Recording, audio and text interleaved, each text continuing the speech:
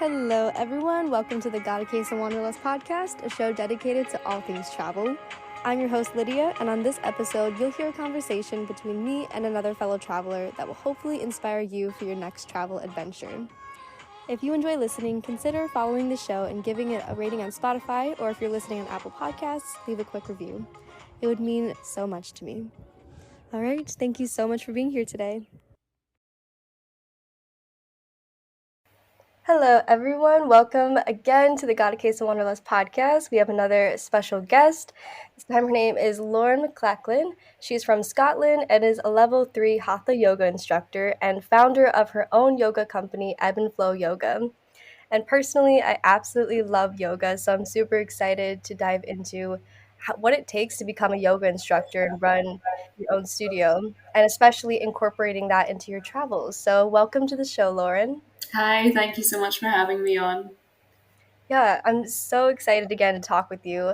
The first question I always like to start out with, though, is what sparked your wanderlust? Um, I think for me, because Scotland is such a small country, it's a beautiful country. I love the hills and the water and everything here, but I think our culture just isn't as diverse as other cultures. So growing up, I just had very similar people to me around me. And as I started to get a bit older, I just wanted to meet other people from different cultures and learn about how they live their lives and just explore really. I just love exploring. So um, I would say that's kind of how the passion came about. And ever since I've been younger, I've just loved traveling and I just want to keep doing it forever. So What places have you been to so far? I've been very lucky, very, very lucky. I've been to quite a few places in Europe, like Italy, Hungary, Spain, France, Germany, Denmark.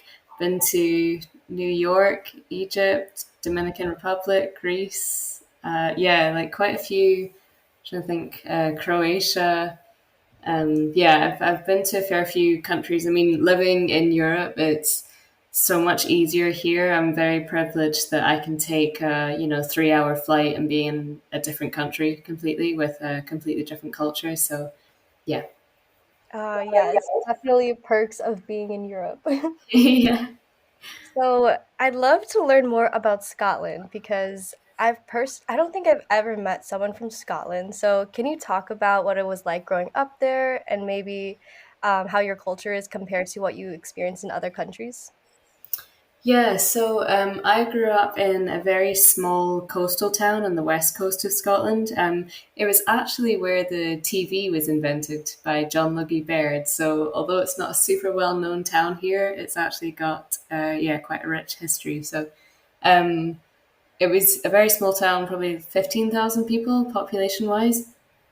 Um, Scotland is typically known for being very cold, and the people are, I would say, super friendly, but we have some quite thick accents that I know other people find intimidating, but we've definitely got our own kind of sense of humor. So um, I've loved growing up in Scotland. I feel so lucky to be surrounded by beautiful hills. We have Munros, which I'm not sure if you know about Munros, but if a hill is over 3,000 feet, it's classed as a Munro. I think there's something like 268, that's probably completely wrong, Munros in Scotland. And people do this thing called Munro bagging, where they try and essentially try and do all the Munros. And we've got beautiful lochs and the scenery is gorgeous. The weather is not always the best. I know people go on about the weather. Right now, it's like a stunning day today. So, but yeah, culture wise, we are known for our ceilidh dancing, Scottish ceilidh dancing, which you do learn in school when you're growing up. And then typically we would have ceilidhs at weddings or big parties, birthday parties, and I absolutely love them. I love dancing. You get thrown about, you get your toes stood on, but if you don't come away with bruises, you've not done a ceilidh right. So um, Yeah, I would say our culture is different from other countries that I've been to. I find here we don't have as much of a social culture, I want to say. When I've been to the likes of Spain and Italy, during people's lunch breaks, you might go out to eat together or meet after work. Typically, there's always something going on in the evening in those countries, and that doesn't just involve drinking. However, in Scotland, that's a lot less common. After work, there's really not much to do here apart from drinking. So unfortunately, we have quite a big drinking culture here, which I think is why a lot of people like to get away to other countries to actually experience other activities to do. So, yeah, that's kind of how I would sum it up. Okay, interesting. Yeah, that dance sounds super fun. And Yeah. it's also interesting. I feel like in northern countries, that's a similar pattern that people aren't as social as, say, like the warmer climates once you get further south. It's an interesting kind of comparison there.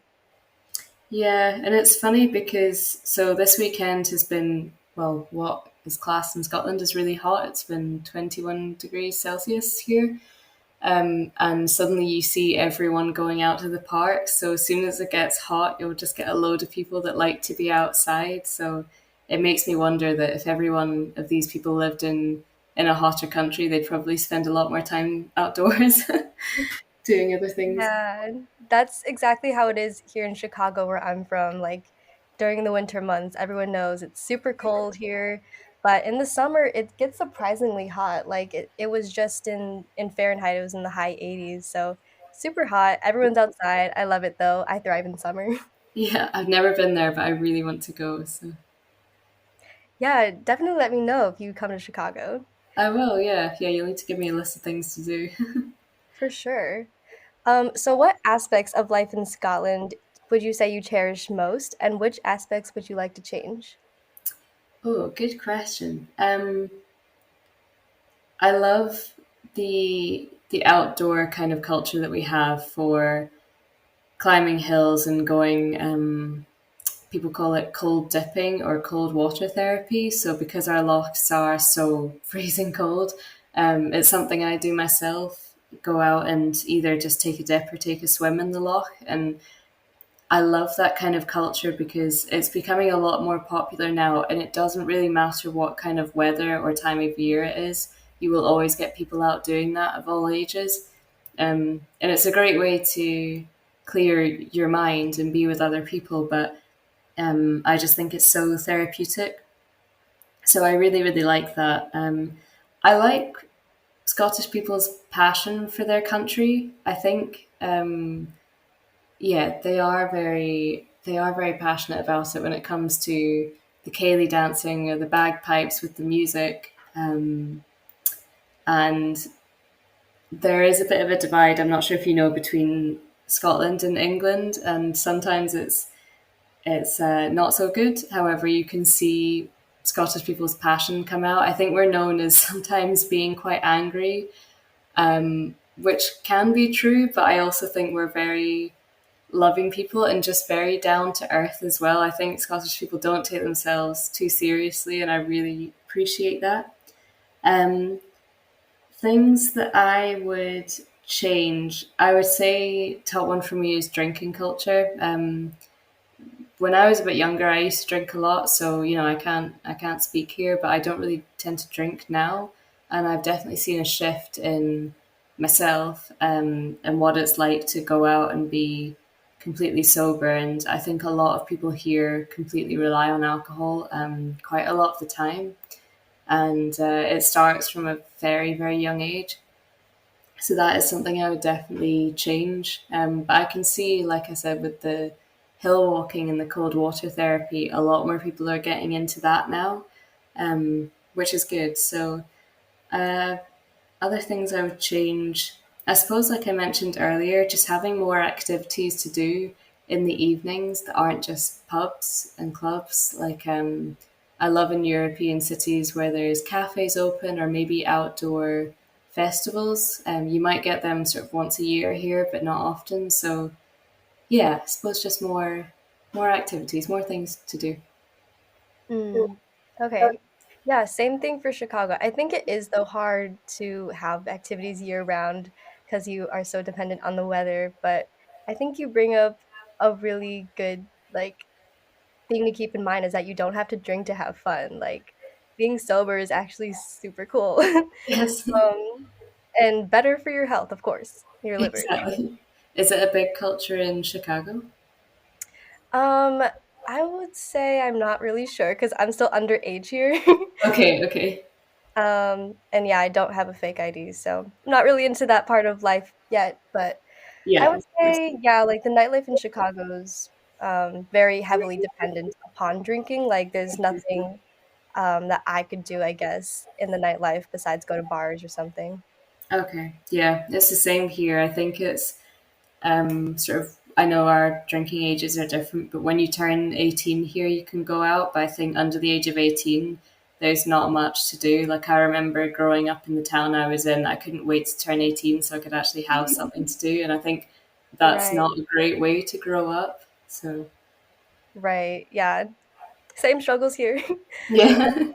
Before we move on to the yoga, I would love to for you to share anything visitors should know before visiting Scotland or anything to prepare beforehand.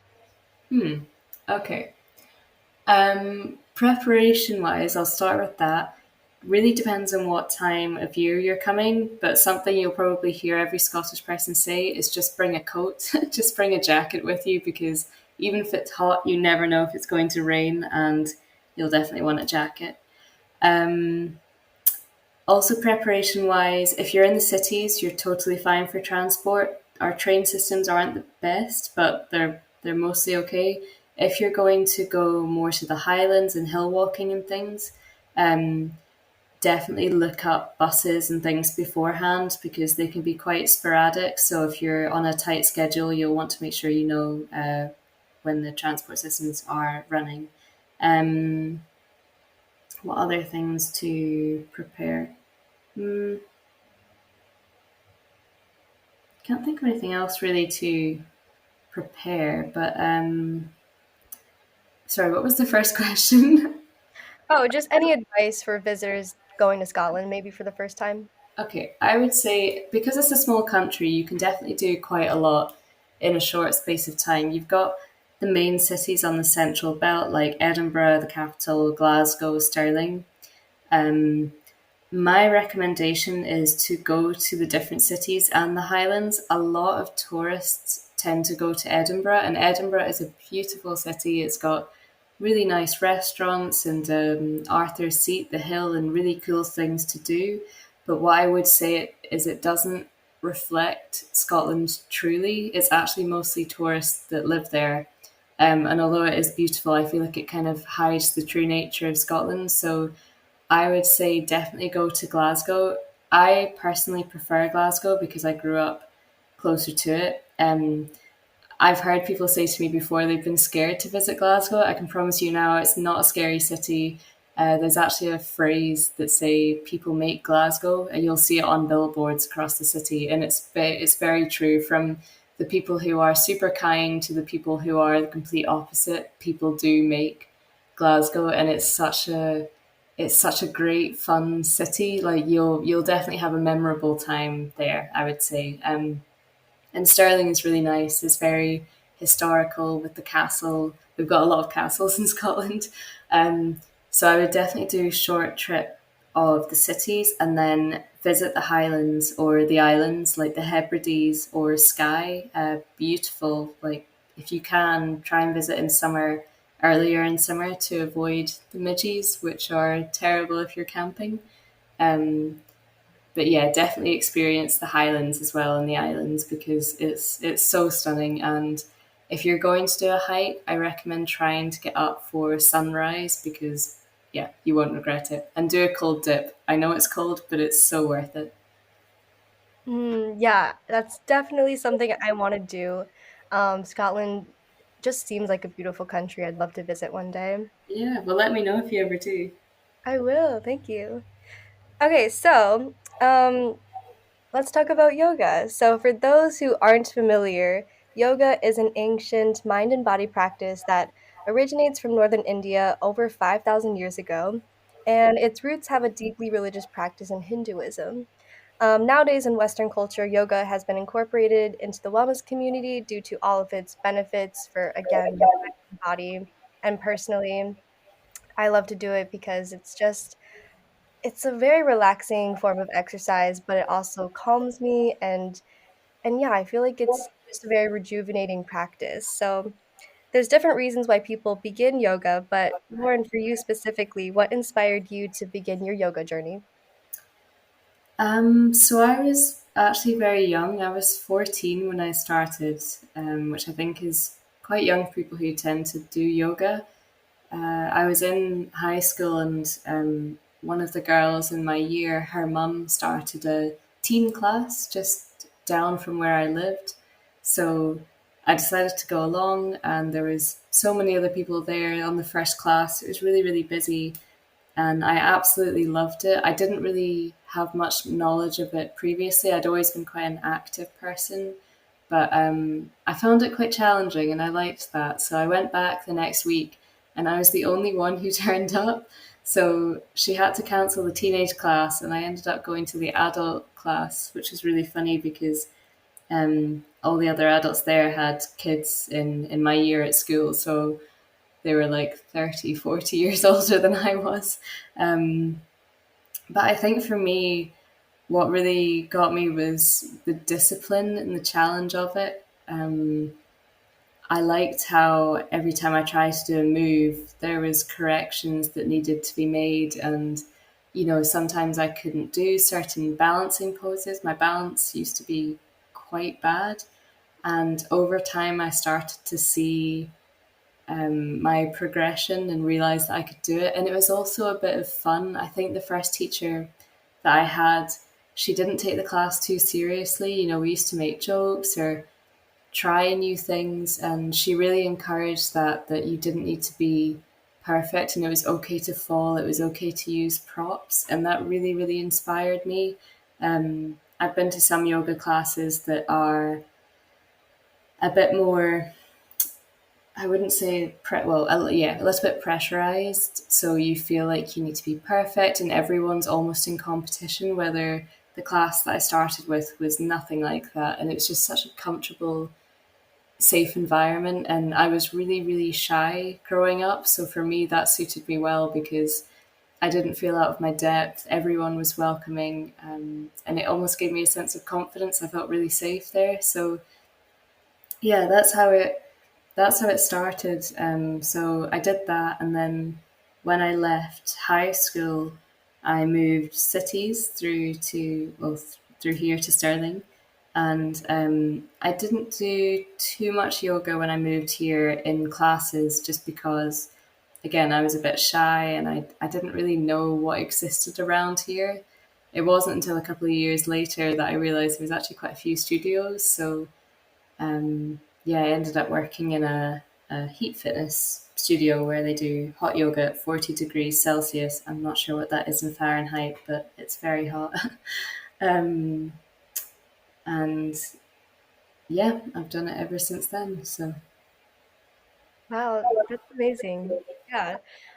So what would you say is the most important lesson that yoga has taught you? oh, the most important lesson. That's such a good question. I think it would be patience.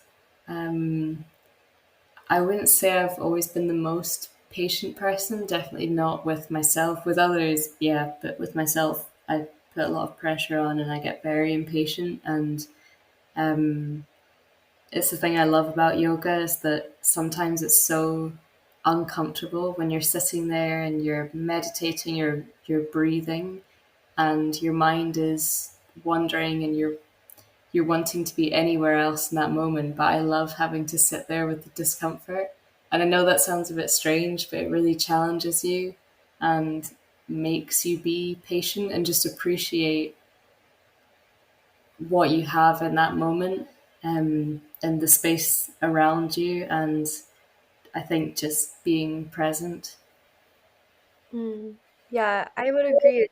teaches you to appreciate the struggle and helps you build resilience for sure, not only in the physical positions, but in your mental strength as well. Yeah. Is that sort of why you practice or? Yeah, I would say so. I do it like almost every morning I try to. Just I feel like it sets you up for a nice day ahead. And it also is good to kind of wind down. So I do it like in the morning or for an evening practice. That's amazing. That's great Yeah, that you do it almost every day. Go you. I try. Schedules are busy, but It's hard. always good to take time for yourself. Yeah, Um, absolutely. what would you say to a beginner who is hesitant to try yoga? My number one thing that I hear people tell me all the time is I'm not flexible enough. And I can say with absolute certainty, you do not need to be flexible to do yoga. So take that pressure off yourself. I think just take the pressure off yourself in general with what you think yoga is going to be, and what you think your body can and can't do, because if you allow yourself to settle into the practice and be open minded about it, you don't know what you're going to get out of it. And over time, through practice, your mind will become more still, your view will be more open of the world, and you might become more flexible over time. But I would say, yeah, my biggest piece of advice is to just go in with an open mind. Yeah. Hmm. Yeah, I would 100% echo that. I think a lot of the times when people try something new, they want to have immediate benefits. So whether that's like physical strength, like they want to see physical results, yoga isn't about that. It's more about um the long-term run. And yeah, I think it's important to keep that in mind when you are practicing. Like, it's not about pushing yourself to the limits or, constantly seeking the end goal.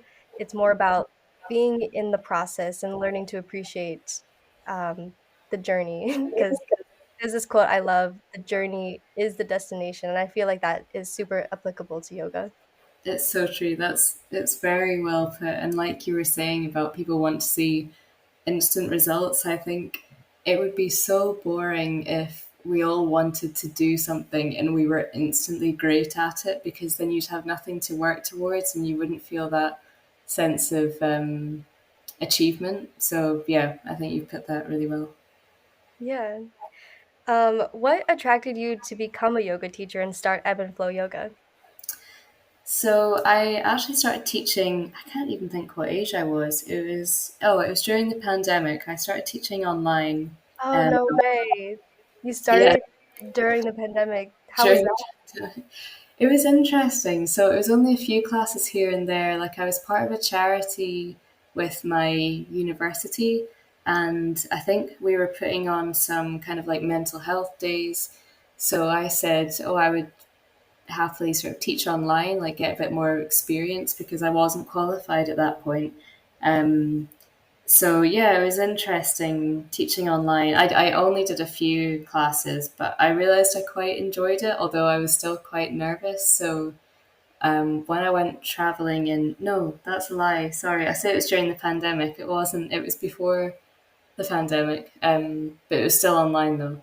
And then I went traveling in 2019, and when I was in Rome at the hostel, it was really funny. So as I was walking up to reception to sort of say I was there and ready to find my apartment and things, this other girl walked out, and I didn't realize that she had been the yoga teacher. So as she was leaving, I was going in, and I realized that their event schedule said they had yoga classes, and I was like, "Ah, I love yoga. You know, I can't believe that you have yoga classes here." And they said, "Oh yeah, but our yoga teacher has just walked out the door. She's moving on to another country, so we can't run them now." And I feel like it was meant to be. So I said, "Look, I'm not qualified, but I'd love the challenge if you'd allow me to teach." And they said, "Absolutely. Like, can you start tomorrow?" So um, Wow. it was really, it was quite scary because not only first time teaching in person without experience, but also in another country where a lot of the attendees were like from across the world. So they spoke different languages, and um, yeah, it was amazing that the hostel was really, really big. So we did it on the rooftop at sunset. So it was such an amazing experience. I was really nervous, but I taught it every single week on a Tuesday. And after I came home from my traveling, it was a while later, and I thought, yeah, I wanna be qualified. And that's when the pandemic hit. So I actually had to do my qualification online. So I'm going to look to do further training in the future. And then shortly after I was qualified at the end of 2021, I started teaching classes on a Tuesday evening, just like I'd done before. And then I thought I wanted to create more of a business out of it, with Ebb and Flow. Um, and yeah, it's just kind of grown since then from just doing Tuesday classes to more online. That's what people are used to after the pandemic, and one-to-ones. So I'm so grateful. Yeah. Oh my gosh, that is incredible that you just put yourself out there and did it without even, like, being a qualified or yoga teacher, like, that's so cool. Thank you.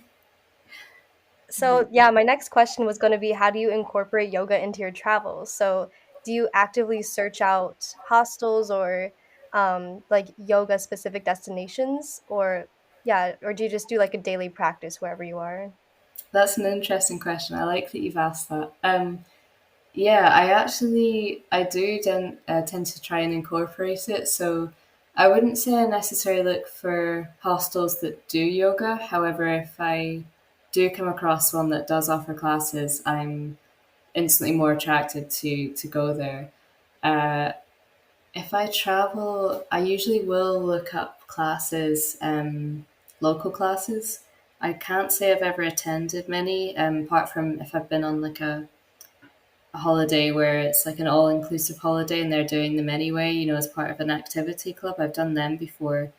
Um, but if there's no classes, or if I don't have the time to go to a class, especially if I'm traveling with a friend and maybe it's not their kind of thing, I will usually just do yoga, in the hostel or hotel room. So I have a travel mat. I don't travel with it, despite it's a travel mat, just because of like flying and things. But I usually just put a towel down or something on the floor, and then even try and get 10 minutes in, whether it's something I've made up myself or just YouTube videos. There's so many good videos on YouTube. But yeah, it's nice to incorporate, I think. Do you have any recommendations, like channel shout-outs for people that you practice with? Oh, Yoga with Bird. I Oh, really okay, yeah. like her. Yeah, she does some really good shorter ones that's like 10 minutes long. Um, Jessica Reichberg. I'm not entirely sure how to say her second name, but she's also really good. I find them both very calming. Their voice is very calming and just really nice flows. Um, can I think of anyone else? Oh, Yoga with Tim. So he does more power yoga if you're looking for something that's going to make you sweat. Yoga with Tim is really good. He's also really funny, which I think is important when you're doing things like power yoga because it can be quite a challenge, but he makes it fun. So they're probably my top three people. Okay, cool. Yeah, I'll have to check some of those out. Yeah. My personal favorite is probably, like, the most popular yoga YouTube channel, Boho Beautiful, so I recommend their videos for Oh, beginners as yeah, well. I've seen her. Do you watch Yoga with Adrian ever? Oh, yeah, I do, she's amazing. Yeah, she's really good. So, I have another question. What would you say the difference is between, how you first started out practicing yoga, having your own private practice versus teaching yoga? Like, how was that process, in yoga different? Hmm. Oh, that's a good question. Um, I would say being present. When you're teaching, it's really important to be present as well. I think a struggle with teaching is if you've not had a great day, like if I'm at my sort of main full time job and I've had a really stressful day, the fact that I have to go into a class and kind of switch, not personalities, but switch completely from this stressed person to this calm Zen person who needs to give that energy to others. I think that can be so difficult. It's so different if I was to come home from a really stressed day and put on a YouTube video and do my own practice, because I can be patient with myself and take time and understand that my breathing might take longer to slow down, and just appreciate that my body might take a bit longer to just become still. However, if I'm teaching a class, I have to do that instantly. And I'd say that can be quite a challenge. However, I try and be quite honest with people in my class. I don't try and hide anything. There's been times when I've been literally in floods of tears 5 minutes before class has started because of something that's happened in that period of time. And I've just been quite honest with people and said, look, I'm not having the best time at the moment. However, I'm here to provide this space for you. So if I'm not at my best today, please be patient with me. However, I'm still going to try and provide the best class I can. And it can be difficult opening up about that, because obviously people come to a class and they have expectations, but at the same time, I think it's good to remind people that you're human, and also you have to remember that some people turning up to your class might also have had a really bad day or be really stressed and trying to hide the tears that they've cried 5 minutes ago because they've paid for a class and they've turned up now. So I think sometimes it makes people feel better, and to realize that when you do yoga, you just have to turn up as yourself, as you are completely. You don't have to be this super flexible, present minded person who's, super positive energy all the time. Like if you turn up to class and you're feeling really stressed, that's okay. I think it's important to just turn up as you are, and just reap the benefits from the class itself. So yeah, I would say that's the kind of difference. Is when I'm practicing myself, I'd say I'm able to flow a bit better because I'm not having to cue anything or just think about anyone else. I get really in my own mind. I like to put music on, and kind of add a bit of my own movements to it if I'm doing something on YouTube, or I just love putting on handpan music. I don't know if you've heard of it before. Really recommend listening to it. It's really calming and just kind of getting in the zone. So yeah, I would say it's personal practice, easier to get in the zone. So sorry, that was quite long-winded answer. Well, yeah, thank you so much for your response. I would say yoga should be definitely a super non-judgmental space. Like yoga, you don't have to be perfect in yoga. It's not the goal. So yeah, you should always feel better about yourself when you practice yoga, not worse. Yeah, absolutely. Um, okay, do you have any long-term visions or goals with Ebb and Flow Yoga? Um, I so a kind of dream that I do have is to teach younger children, sort of, well, from baby age, actually, baby age, from babies, as they grow up, because my thought is that children who grow up in more difficult situations, if they've not got many adults present who give them a good upbringing or give them that support, they might not have anyone to talk to, and so kids might turn to violence or alcohol or just that kind of thing. So my aim is that if I can try and teach children or babies or young teenagers yoga, I want to be able to give them the tools so that they can calm their mind and um, yeah, sort of give themselves the support and the safe space without having to rely on others from a young age. Not only that, but I think just teaching them how to breathe properly and becoming more aware of their breath and their body, because I think a lot of people grow up with anxiety, and if you don't learn about the breath and proper breathing techniques, things like panic attacks are horrible to have and experience. So I just want to be able to give them those tools so that it can hopefully reduce the amount of anxiety and violence and things like that there is for people growing up, so that um, yeah, they can just grow up happier, I guess. Yeah, I think that's a beautiful goal, Lauren. Oh Thank my you. gosh, I 100% like support you in that. I hope you get to do that one day because Oh, thank you so especially much. with mental health problems on the rise. Yeah, I think it's important, and I've seen a lot of people grow up in Scotland, and I think the kind of culture we have, at least growing up, Scottish people have quite a lot of pride, and the thought of breathing or doing yoga is not something that they would typically think of. But I've seen it happening more in schools now, and it's not going to be easy. Obviously, kids are kids, and they won't always want to be still. But at least if they know how to be, they can use it at another time when they might need it. So Yeah, no, it's true. Like we aren't taught to breathe because it seems like an intuitive thing, but if you can, I mean, of course, like everyone's heard meditation and focusing on your breath is important, but it's true, like it could truly transform like your immediate state and have lasting effects throughout the day and your life even. So I think it's very important. exactly, yeah, you're so right with that. Okay, so some final wrap-up questions. What is your dream destination? Oh, dream destination. I asked somebody this the other day, and I don't even know what mine would be. Um, I really want to go to New Zealand. Um, Okay. yeah, and Australia.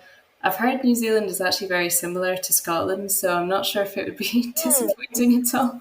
No, but I think it looks absolutely beautiful, and I think the people are really nice. So, uh, yeah, I want to do Asia as well. I've never been to any Asian countries, and I think that would be super cool. So, um, yeah, so quite further afield, I guess. Definitely warmer than Scotland, though. Yeah, absolutely.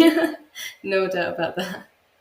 And then what is a memorable meal you've had during your travels? A memorable meal. Ooh, these are all such good questions. A memorable meal. Uh,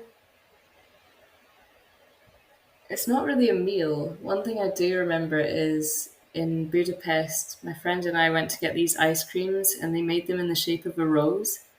Um, that was really pretty. That was cool. I guess a memorable meal would be when I was in Rome, the hostel that I worked in, it was such a huge hostel. They even had an escape room underneath reception. Um, but they used to do cooking classes. So they had a big room, and what you would do is you would go along to the local market and you would choose out your ingredients, like along with the chef, and then you'd come back, and in a big group, you'd all cook together. So we made fresh pasta, obviously, Italy. Um, and yeah, there was a girl there that I had met in the hostel from Australia. She was really, really nice. And it was just such a fun day, like getting to cook together, and then you'd sit and eat together what you just made. And you spent hours with everyone. So it was really good food. But I think just like the experience itself just topped it. Yeah, it was great. Yeah, oh my gosh, that sounds so wholesome. And fresh pasta, my gosh, like that nothing could beat fresh pasta. Exactly right. And then lastly, what is a special place in your heart? A special place in my heart. Um, I would actually say Spain. So I really want to move to Spain. I speak Spanish. I was an au pair there years ago, back in 2018. So I think of myself as I have like a Spanish family there, although I don't really keep in contact. I obviously know they're still out there. My friend and I went to Madrid last year, and it's a place that I've not stopped thinking about. I just love the culture. I thought the city was so much fun, and it just seemed happy. Like there was always something going on. And ever since I've been there, I just yeah, I want to move there in the future. So it doesn't really hold much sentimental value, but like Madrid itself. But um, yeah, I think the culture is amazing. So I would have to say Madrid or Oh, Spain. yeah, I'm dreaming of Spain as well. You just made me like want to go so bad. You should. You like Madrid. Like, if it was between Madrid and Barcelona, I would actually say go to Madrid. Okay, interesting. Yeah, I've heard that Madrid is a better place to live and Barcelona is just like it's a good place to visit. Oh, interesting. Yeah, I would say. I mean, not that I've lived in either, but I can see that being true. Yeah. Okay, cool. Well, thank you so much for your time, Lauren. If you want, you could leave your socials, where can we find you? If you want to practice yoga, you could shout out your brand. Yeah. So yeah, my website is ebbflowyoga.com. I do teach online as well, and Instagram Ebb Flo Yoga. So or my normal Instagram is lorenzo.emzo or lorenzo underscore emzo. I always forget. It's something like that. But yeah, if you want to practice yoga or have any questions about yoga or traveling, you can reach out to me there. And thank you so much for having me on. It's been so nice.